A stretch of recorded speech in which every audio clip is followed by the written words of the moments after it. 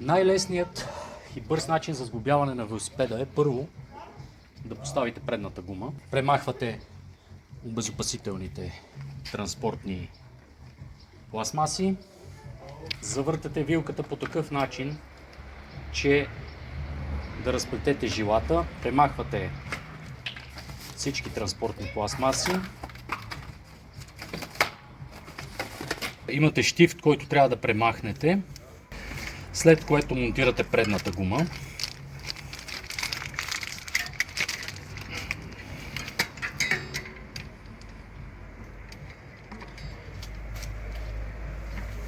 Ето по този начин. Можете да поставите стойката на велосипеда, за да си улесните напълно монтирането. След което отваряте кашончето. Вътре имате останалите части на велосипеда. Ето това, което ви е необходимо, за да сглобите предната гума. Развивате го. Тук има две пружинки, конусовидни. Те се поставят последният начин. Ето тази част с едната пружинка се поставя по този начин. От другата страна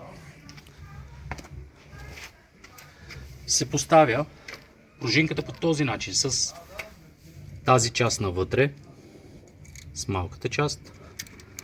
Завивате на ръка.